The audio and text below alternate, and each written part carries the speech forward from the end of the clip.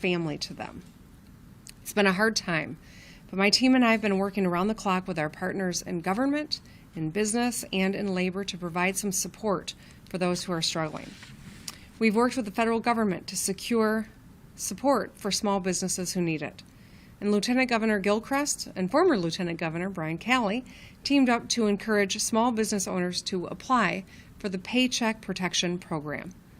Now, as we work to phase in sectors of our economy, I'm going to continue to work with our leaders in business, many of whom are here today, to ensure that support for businesses and workers, that they've got that support as they get back on their feet. I take the counsel of experts seriously when we're working on solutions for our state. And today, I signed an executive order creating the Michigan Workforce Development Board. The board will be vital in continuing our efforts to grow both our workforce and our economy, and will help us reach our goal of 60% of Michiganders with a post-secondary degree or certification by 2030. It brings together leaders in business, labor, and education to help ensure that in Michigan, the state that built the middle class and put the whole world on wheels, in our state, everyone has a path to opportunity. Now, all of us know the importance of getting people back to work and getting our economy moving again. The goal of the My Safe Start plan is to engage our economy thoughtfully and deliberately so that we avoid a second wave of infections, like we're already seeing in other countries and what appears to be happening in some states. The worst thing we can do is open up in a way that causes a second wave of infections and death, puts our healthcare workers at further risk, and wipes out all of the progress that we've made, not to mention lengthens the amount of time that we are in economic distress. As we've begun to phase in sectors of our economy, my number one priority has been doing so in a way that protects us, workers, customers, our families. Over the past several weeks, I've announced a series of measures to ensure businesses adopt strict safety measures to protect their employees and their customers. And I know that businesses want to get this right because they need to make sure their employees are safe on the job. It means making sure that everyone has the appropriate PPE and can practice social distancing, and ensuring training for workers that covers workplace infection control procedures, the proper use of PPE, steps workers must take to notify the business or operation of any symptoms of COVID-19 or a suspected or confirmed diagnosis of COVID-19, and how to report unsafe working conditions. As businesses in Michigan slowly ramp up again, we are willing and working to alleviate stress as much as we can. A major form of that support for business comes from the Michigan WorkShare program. WorkShare benefits both employees and Michigan businesses, and we hope that our employers will take full advantage of it. The WorkShare program helps employers bring back workers from unemployment and restart their operations. Through executive order, I've expanded who can participate in WorkShare, both for employers and employees, offering employers greater flexibility as they restart their businesses and expanding eligibility so that more employees can be hired back from unemployment. With WorkShare, an employee who has seen their hours and salary reduced due to the pandemic is not only paid by their employer for hours that they work, but they're also eligible to receive both state unemployment benefits and the additional $600 federal payment in federal pandemic unemployment compensation through the CARES Act through July of 2020. So in other words, this gives flexibility to employers who are not able to perform at 100% capacity to retain their skilled workforce while saving costs in their payroll. This also allows employees to keep their jobs and to collect some unemployment for the hours that they've lost. Rather than the standard unemployment insurance, WorkShare could be viewed as employment insurance, a safety net, a program that helps workers employed, allows employers to show employees that they care, and allows employers to keep their talent. Mark Burton is also here today to talk about the MEDC's program to help employers secure PPE for their workers. On Wednesday, The MEDC announced that the Pure Michigan Business Connect program has developed a portal specifically designed to support the PPE needs of Michigan businesses as they start the process of reopening. We want to ensure that opening up in a way that is safe and smart does not undo the progress we have made in flattening the curve of COVID-19. So through the MEDC's PMBC COVID-19 procurement platform, we can help employers access the PPE that they need to ensure that their employees feel safe coming back to work, and also supports Michigan businesses that will be critical to our economic recovery efforts by connecting employer needs with those businesses that have the capacity to manufacture these critical supplies. Supplies like face masks, face shields, gloves, goggles, and other materials necessary to ensure the health and safety of employees and customers alike. The portal is open to all companies, all sizes and industries, and is available for all scales of PPE demand. It is also building on a proven model that helped to connect human and health service providers in the fight against COVID-19 access to businesses within the state that are providing supplies, including PPE, food, medical devices, paper products, and cleaning equipment, and more. So we know this model works, and we hope that people make use of it. To date, more than 900 Michigan companies with procurement needs registered through the portal, along with nearly 1,800 suppliers. One of those companies was DTE, who connected through the portal with Detroit City Distillery, a distillery that adapted its manufacturing in just 72 hours and started to produce hand sanitizer. Examples like these illustrate why Michigan is the arsenal of innovation. And as we look ahead to our economic recovery across our state, MEDC initiatives like this procurement platform will be vital to supporting business across the state and ensuring that we re-engage our economy in the way that protects our health. This has been an unprecedented few months for our state. And to reopen sectors of our economy the right way, we've all got to keep working together. The leaders on this stage are making tremendous effort to protect workers and customers and our families. As we continue to navigate our new normal during COVID-19 pandemic and beyond, I will continue to work with everyone who is committed to protecting our working people. I'll keep putting our workers' health and safety first and keep working to ensure solutions for business so that as they've struggled to get back on their feet, they can do so in a way that helps them be successful. Today, you'll hear from a group of people who share that same goal. On Tuesday, this coming Tuesday, I will be testifying before a congressional subcommittee on energy and commerce oversight and investigations with regard to COVID-19 responses in the states. I will be joining Governors Jared Polis from Colorado and Asa Hutchinson from Arkansas. I want to thank Chairman Frank Pallone Jr. and Chair Diana DeGette for the invitation. Here in Michigan, we have taken aggressive action to fight COVID-19. Our actions are working. Our case numbers are dropping, and we are ramping up testing and working through our plan for a real engagement of our economy in a way that protects our people. There is no question there is more work to do, and we must all keep doing our part. But I look forward to sharing the details of Michigan's COVID-19 response on Tuesday. We have an opportunity to show that Michigan is a leader, but we all must keep doing our part. Orders don't fix the problem, it's the response to them that do, and every Michigander should be proud of what we've accomplished. Let's not drop our guard now.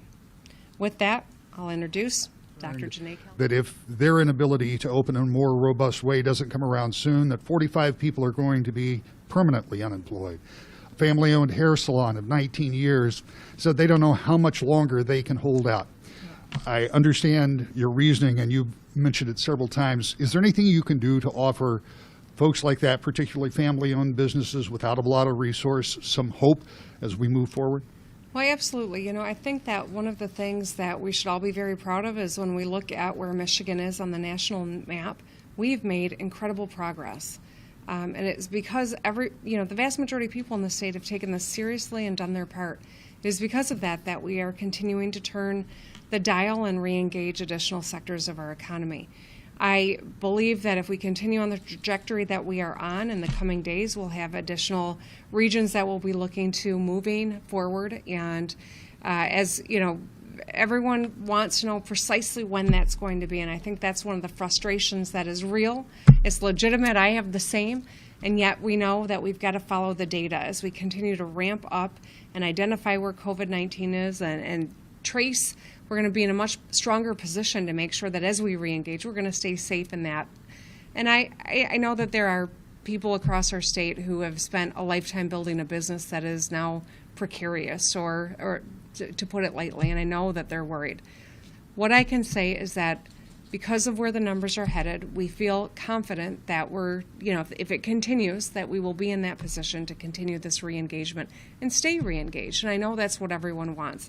The business, the family that owns the salons or the restaurant, the worst thing would be is if we went back to business and then had to shut down again. As tough as this moment has been, we've saved a lot of lives and we're making progress.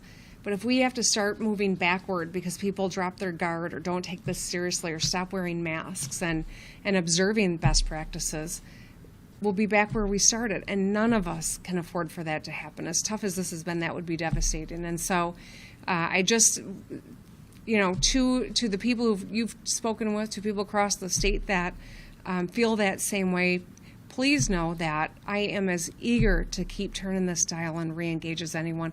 I just want to make sure that when we do, you're going to be safe, your employees are going to be safe, your families are going to be safe, and we don't have to move backward. Governor, we did see some new nursing home data on the state's website today, but we're still not seeing nursing home deaths online, and it also doesn't include reporting data for some of the long-term care facilities like the assisted living spaces.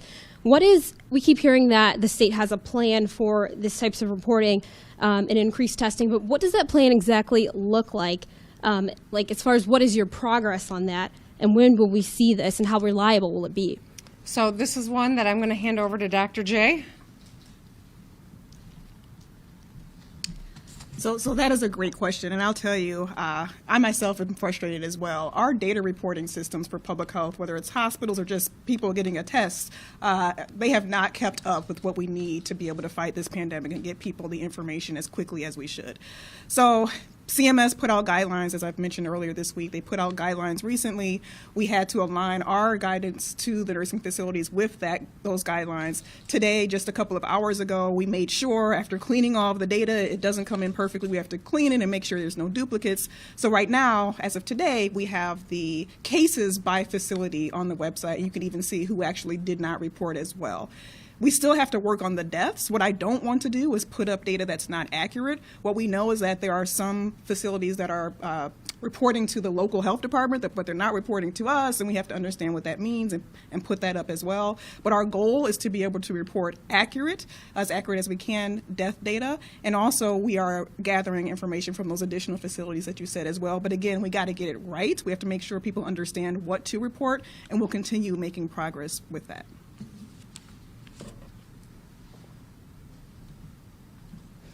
This is for the governor. So you said yesterday that we shouldn't stick to the July 1 deadline for getting the budget done, but there are still school districts, local governments that need to know how much money they can expect from the state because they have their budget years beginning then. When will they know what to expect?